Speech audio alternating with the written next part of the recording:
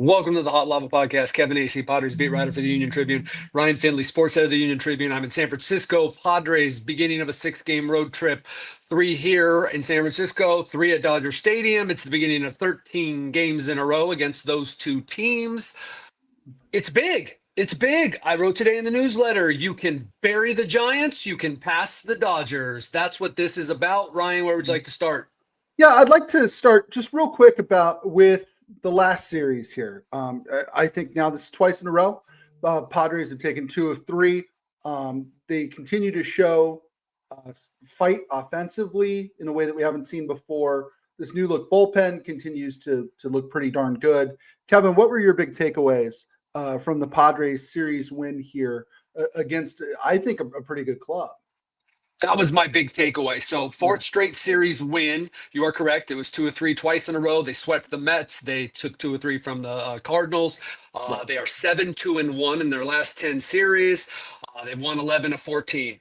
The Red Sox may have been the most impressive in that, look, the Mets are scuffling. The Red Sox threw 2 good pitchers and a guy who used to be good at you. They have a decent bullpen. And their lineup is super deep. Like, is there a Shohei? No. Are there 7 guys that can hurt you? Yeah. And look, it just doesn't hurt. You're facing the Red Sox, man. You're gonna get a lot of pub because you're facing the Red Sox. And not that necessarily means anything, except like you're facing the Red Sox and you came through after getting your butt kicked in the opener, and you, again, like I said, you did it against a good team, won the final 2, did it in 2 like different ways, but also kind of just the way that you win, the Padres do. I thought yesterday was a really complete victory. They just kept scoring, and maybe in the sense that they didn't have to use all of their high leverage guys, but they have over the last 2. I just thought that's the way the Padres win, and it looks like it's the team that we know. Now, look, I'll have to come on here next week and go, oh, geez, wow, Padres are scuffling or whatever. This silly game that we watch. But I don't know what you think, Ryan. I think this is as well as they have played all year. Like, that includes the beginning of the year. They just came out super hot. This is good baseball. Absolutely. To me, it's so important that they bounced back the way they did, right? They lost 10-2 on Friday night. We were trying to figure out, or I was trying to figure out when the last non-competitive game they had was, right? They don't get blown out very often. And to bounce back and then have a 1-run win, a walk-off win on Saturday, and then to win somewhat comfortably yesterday, I think continues to show that this team is not only has some fight in it, but now has that depth. And a thing I want to touch on here, Kevin, is the bullpen. It's been a little bit more than a week, about 10 days since the Padres acquired Mason Miller, reshuffled their bullpen a little bit. Mike Shildt has not been afraid to use those guys in sort of what I would call unconventional settings. They went to the pen, what was it, the 3rd inning on Saturday when Michael King was pitching, and ended up winning the game. To me, I would be curious when the last time a team that went to the bullpen in the 3rd actually won a game in a non-scheduled bullpen day, or you know what I mean, on not a bullpen day. Kevin, what are our takeaways on this bullpen and how they're being used so far? Yeah, it's. I do want to give credit to the unselfish nature of it. That can probably be overplayed because, like, hey, you've got a job to do. But these are guys that were going in the 7th, 8th, right? And now they're going in the 4th, 5th. They did go to Wandy Peralta there. And look, Wandy gets a bad rap. He's actually been pretty darn good. But they go to Wandy there to replace Michael King, who, look, that was one of the possible scenarios. That Michael King was going to throw a bunch of pitches in his first game back, and they were going to have to go to the pen. They certainly hoped they could have gotten a couple more innings out of him. And then Jeremiah Estrada in the 5th, right? That's Jeremiah Estrada. Would it go? It went then Morahone, or it went Morahone, Adam, because Estrada went so far, like 6 outs in like 19 pitches or 24 pitches or something. He went so far, they were able to get it to Morahone, get it to Mason Miller, get it to Suarez. He blew it. And here's the crazy thing. you still had Jason Adam, your eighth inning guy, who, what happens when you're at home and you set it up, you're gonna set up all your high leverage guys and you use them all and you get to your closer in the ninth and your closer blows it. Now you've got to bring a non-high leverage guy in extra innings is what generally happens to the home team. Well, the Padres have 5 of those guys. So they are more often than most teams going to have one of their guys, maybe, not their closer, but like one of their closer sort of worthy guys in the extra innings. And that's what they were able to do. And that's one of the ways. Obviously, being able to, as you pointed out, go to your bullpen early, but then also be able to go to your high leverage guys later than late. That's really something. And then it shows up that depth on Saturday when on Sunday when Jeremiah Estrada and Robert Suarez aren't available, presumably. No one said flat out, but they weren't. And yet, you still had guys that you could use, including David Morgan, who's probably the 6th musketeer.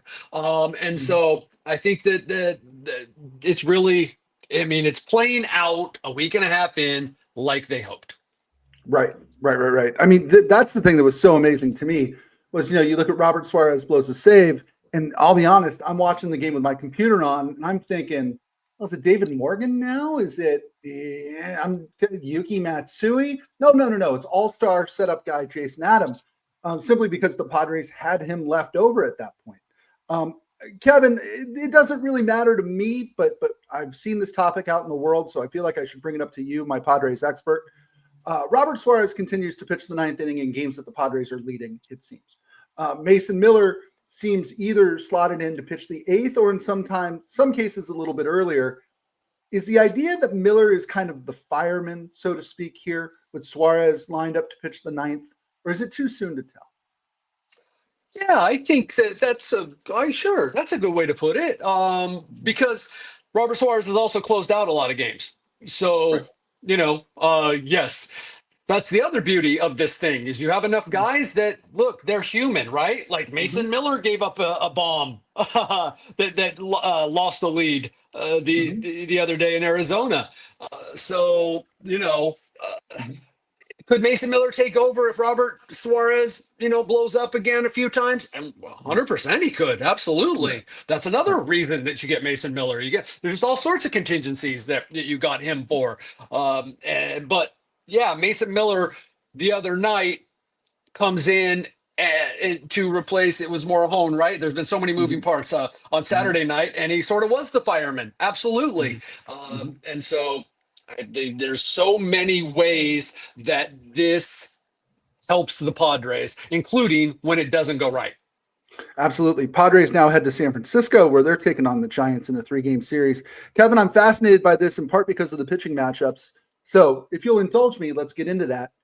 We go tonight, Monday, Yu Darvish pitching, coming off of an okay outing in Phoenix, where he allowed 3 runs in 4 innings after throwing 7 shutout the time before. He's going up against Logan Webb. He's the Giants ace, leads the National League with 147 in the 3rd innings pitched, leads the major leagues with an ERA plus of 6.1 or of 6.14. He's allowed just 2 runs over his last 11 and 2/3 innings. Kevin, there are a lot of reasons to think that the Giants are a middling to bad team, but Logan Webb's really good. How do we see him matching up here?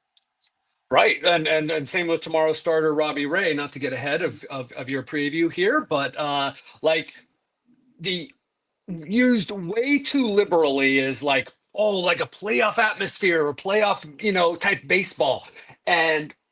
But you're facing 2 really good pitchers the next 2 nights. This team is 59-59, the Giants are. They are 7 games behind the Padres. I believe they're 4 games behind the Mets, as in the Mets who have the final playoff spot right now. The Giants would have to leapfrog the Reds to get into playoff position. This is a huge series for them, but they're just not all that good. They've lost, I don't know, is it 10 of 12 or whatever it is, 9 of 15, something like that. They just have sort of fallen off the map. But when you have Logan Webb and Robbie Ray going back to back, you're feeling good going into a series. The Padres have found ways to scratch runs against these guys this year. Faced them in the last series here. I'm with you. I think this is real. It ain't gonna get easy. It's not easy for the Padres, even though they're facing the Giants now. Then they go to Dodger Stadium. Dodgers seem to be finding their footing, but like they got pitching problems. Right. This is a gettable week Yeah. for the Padres, but they also are going to face some good pitchers, and that obviously is the neutralizer. Yep. And guess who you're going to face a lot in October, Kevin? Good pitchers. Yep, that's what I'm saying. Yep. It's part of the game. We're going Tuesday here. Nestor Cortez, Robbie Ray. Look, Nestor Cortez has an ERA over 7. That does not tell the story of at least his last start. Correct? Right. He made 2 starts for the Giants. He actually has made 3 starts, and 2 of them have been pretty good. Right. I thought he was pretty good against the Diamondbacks in Phoenix last week. Yeah. First start back, had some command things, got tired, but that is what they got him for. We were talking about Martin Perez, right? Like a veteran left-hander. That's what they like. They got a guy who knows how to keep you in the game, and that's what Nestor Cortez was in his first start.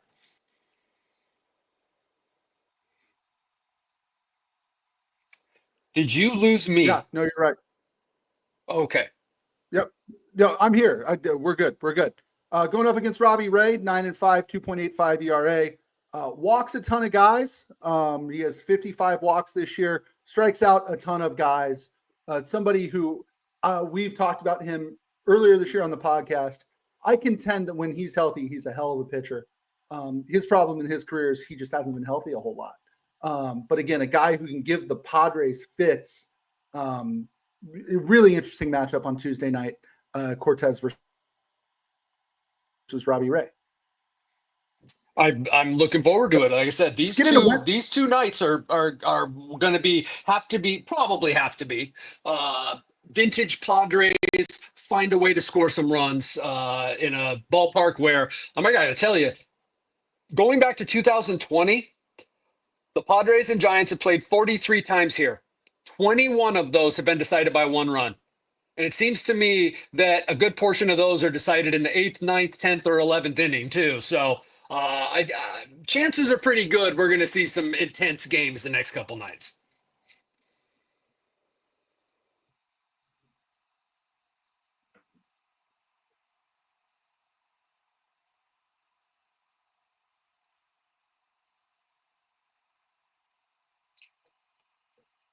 I am not sure if Ryan has lost me or I have lost Ryan. That is that is the question. It could be my hotel Wi-Fi, or I could be frozen on the screen like Ryan is frozen on my screen right now. Tomorrow night on Wednesday, and hopefully Ryan is not talking at the same time as I am talking. But on Wednesday, Nick Pivetta facing somebody. The Giants will have a starter. I am not sure. I've been pretty busy with the Padres and all that's going on with them. Not sure who Pivetta is facing and what the Giants have going, what their question is about Wednesday. Do you know who's starting on Wednesday? Still TBA, according to our Jeff Sanders. Who knows? He knows. He does know. He does know. Hey, Kevin, couple things, and then I'll let you go because I know you got a little bit of an early day today. Ramon Laureano, again, game-winning hit on Saturday night. I thought sort of an interesting post-game interview. Talked about not knowing the signs. Seems to me like maybe he was joking around here. But this is somebody who I think is just a fascinating addition to their team. And if he's really ignoring a bunt sign and swinging through, that's a pretty gutsy thing to do when you've been somewhere for a week. Yeah, I don't know, like if I missed something, but I was in on a few conversations, and I don't think he was joking. I think he very clearly didn't know the signs. And the way that the Padres reacted, the way that Mike Schilt reacted, look, it happens. Guys who've been there for 6 years forget something. Teams are changing their signs all the time too. Probably something I should have checked on. Did they change them in the last week? But look, he wasn't sure, and what he did was pull a veteran move and say, "I'm not sure. I'm not going to like sort of tentatively. Here's my pitch," and I hit it and put it into play, and they won. And I feel like that's the kind of stuff that happens for a team that's going well sometimes. Mm-hmm. Yeah, he's been. I mean, certainly instant impact. I think everybody, Kevin, we talked about this before. Everybody worries that Ryan Ludwig or Brandon Drury are going to walk through that door, or Josh Bell. But, it certainly seems, at least in the first 10 days, the Padres, I'm not sure you could ask for a better start to the tenure of just about everybody except for JP Sears on this team. Yeah, Poor I mean, JP Freddie Sears. Fermin. Yep, Freddie Fermin. That was I just think that you're right. Like, I think, and you got Fermin and probably Laureano for next year too. And that's not to get ahead, but you do have to have the global picture in mind. Yeah, there was some real good work done, it appears. And the results will tell us how good it was. But again, as I would have said that night and said the next day, they addressed needs, it seems, as best they could. And the start has, like you said, you drop some names, I'll drop another. Adam Frazier. There does not appear to be an Adam Frazier in the group. And Adam Frazier's been a good player. Like, I mean, just even about since everywhere then. else. Yeah. But he came here, which only adds to Padres fans' belief that they can't have nice things. That like he came here and did nothing. Yeah. No, you're right. You're right. And it's funny, we're talking about the trade deadline here. I want to alert our listeners and viewers here to the story that ran in Sunday's paper, was online Saturday. Kevin, you talked to AJ Preller about his trade deadline day and, sort of beginning to end and the way they do things in Padres land, which is a little bit different than what other teams do. Kevin, I had some takeaways from it, but what was your big takeaway from your conversations with AJ Preller and everybody else? A confirmation of what I knew to be true, that their preparation just sort of allows all the moving parts on that crazy day to come together. And then also that, this is over the course of years, as well as recently me talking to former employees. And then, of course, current employees that have worked elsewhere, and just, they do a lot more in person, man. First off, they're one of the top 5, 6 largest scouting departments. They are everywhere. They never stop. But some teams might have 3 people in the room, right? Mm-hmm. And it's the decision makers, and an administrative person, and there's a bunch of texting and emailing going on. And I don't know. I'm a believer in old school, and I'm a believer in there are certain things to be had by. We take anybody who used to work in an office and now works remotely knows what gets lost. Mm-hmm. That personal interaction, maybe just one little extra thing that is said because you're in person, and that gets it right, or people are speaking more freely, people know each other, they've worked together a long time. That's what my takeaway was. You? Yes, agreed. I thought that was, really interesting. You talking about sort of the room, where they conduct trade deadline stuff, and sometimes that room is AJ Preller's hotel room during the winter meetings. Sometimes it's a conference room at Petco. I thought that was interesting. I had 2 big takeaways from your story, Kevin. One of them was that Preller told you that he was not going to pull the trigger on the Mason Miller trade unless he knew darn well that he had bats and other pitchers coming back. And to make all of that line up where you're pretty sure that something's going to happen, to me, that requires amazing organizational skills and multitasking and everything else. I had never thought of a trade deadline day like in those terms, in terms of if AJ Preller is going all in by trading Leo DeVries, he needs to make sure that he can get the bats and everybody else that can make this team good. Absolutely. And that's about like, and that's why it's so funny, you know, all the terms where you hear during the lead up and on the day of teams are talking, such and such team is in on. They have discussed, they're deep. Okay, we don't know what the heck is going on. I could make up things, and it would be true that AJ Preller is in on talking about. What it gets down to at the end is he was able to assess, Josh Stein, Nick Ennis, they were able to assess in their talks with other teams that the other teams were either saying yes or ready to say yes to the ABC pieces that they had discussed, right? It's not always like, here's player 1, 2, 3 for player A. It's players 1, 2, and 5, or here's what we'll do. We'll do 2, 3, and 4. And so they had enough of this algebra or calculus or whatever that these other teams were ready to go. Mm-hmm. Not totally agreed, but they were taking a gamble and there was a little bit of a risk there, but they felt that those other teams were ready to go for the deals that they had on the table. And then boom, they were willing. Okay, we'll go for DeVries and get Miller. And that was not going to be worth it to them if all they got was Miller. Okay, we made the bullpen better, but okay, well now I guess Mason Miller can make sure we don't fall behind more than 2-1. You know, they had to make their lineup better, and yes, that was fascinating.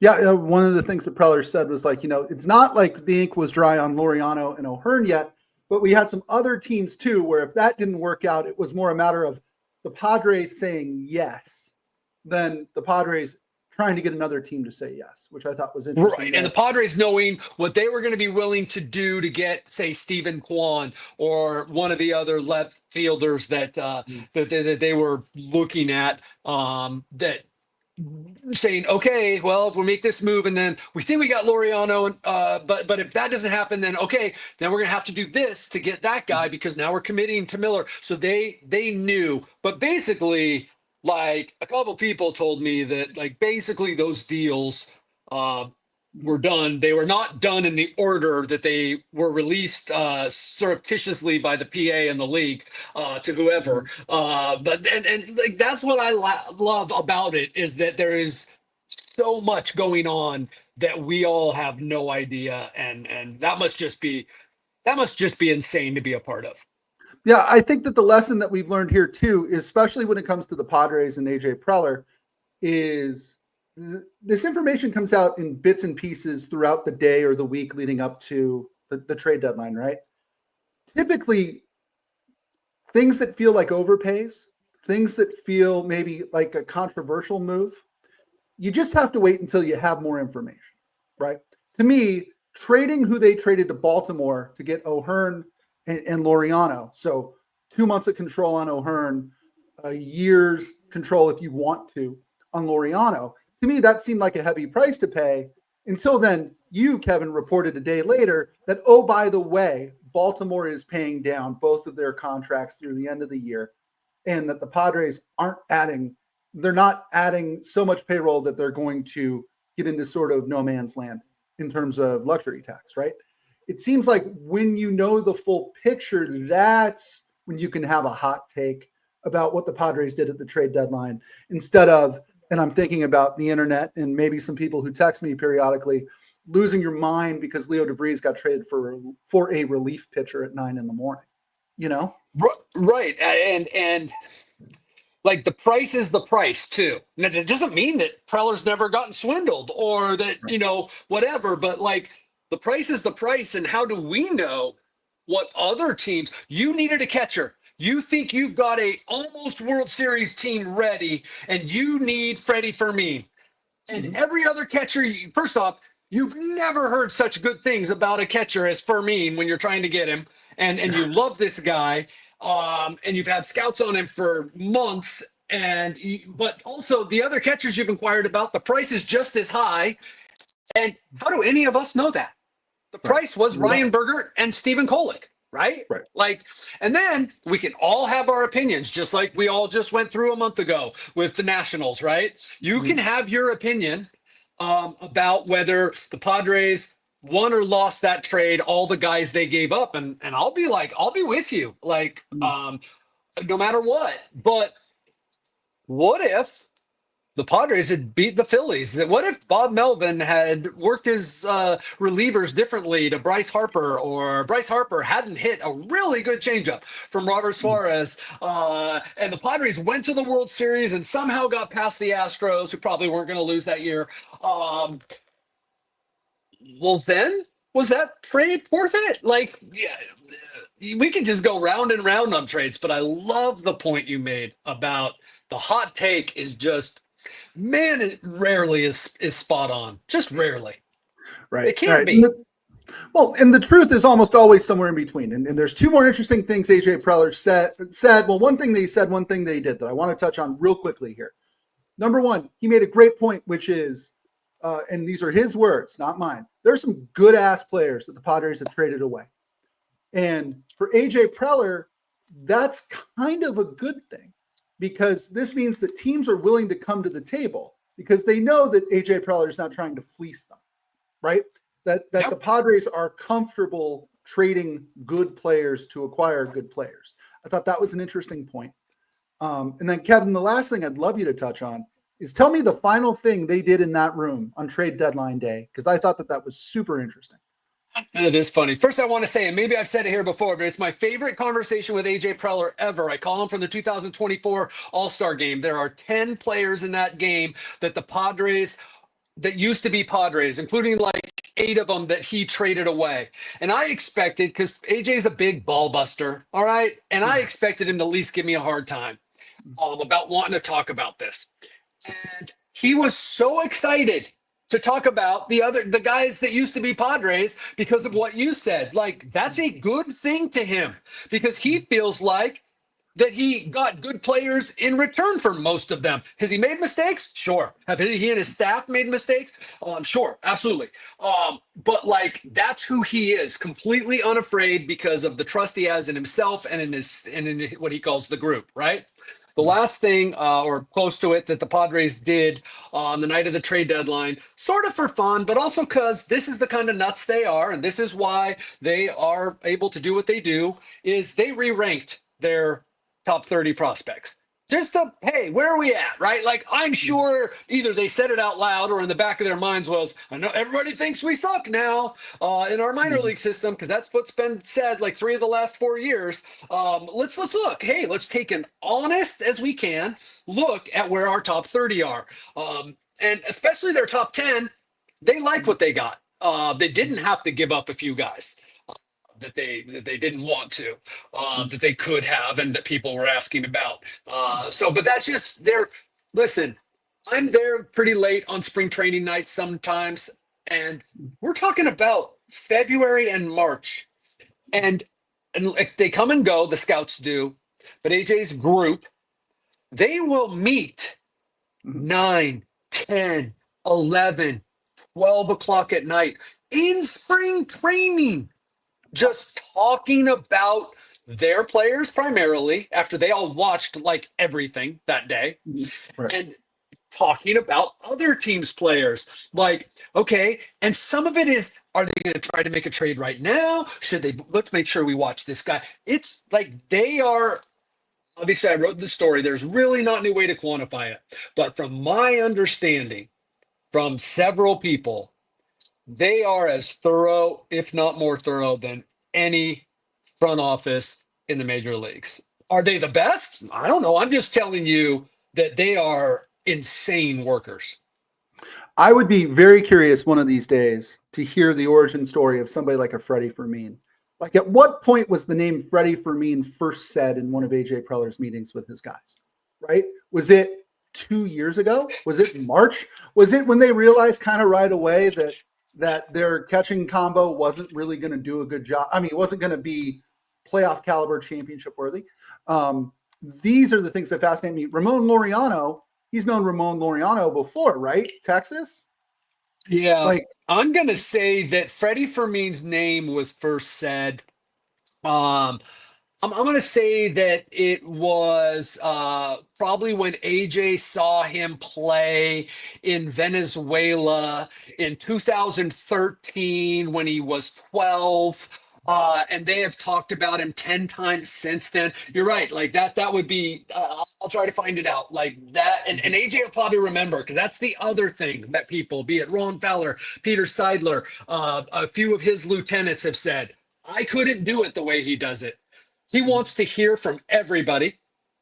He wants input from everybody. He does not take notes. And he remembers not just what you said and processed it, but when did we talk about that? Oh, yeah, November 13th. Remember that time back there when we were sitting in the DR? That's who he is. wow. Well, Kevin, I always put you on the spot at the end. Today's a short question, okay? Padres, as it stands right now, are 2 games behind the Dodgers in the National League West standings. Padres are playing 3 games against the Giants. The Dodgers are playing 3 games against the Angels. When the Padres and Dodgers line up for their first game in their series on Friday, how many games back of the Dodgers will the Padres be? They will still be 2 back. Okay. Having a chance with a sweep Okay. to move into first. There we go. And then we get to do it all again next week. I was going to say it's the biggest week ever, except for next week, which is also the same as this week, but also big. And at home. And then you're done. Basically, I think you play.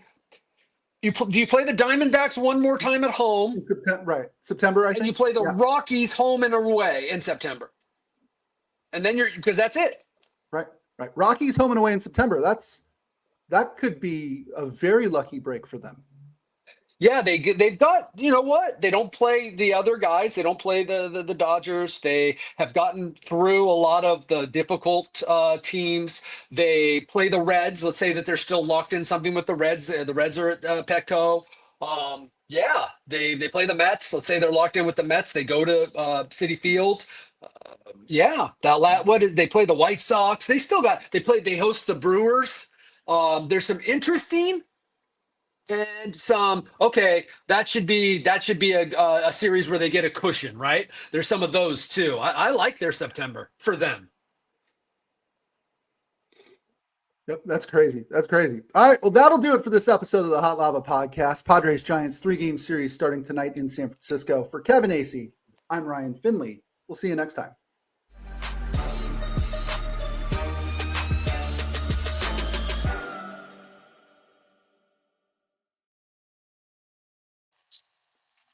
I did not hear a word you said on that last answer, and I'm sorry.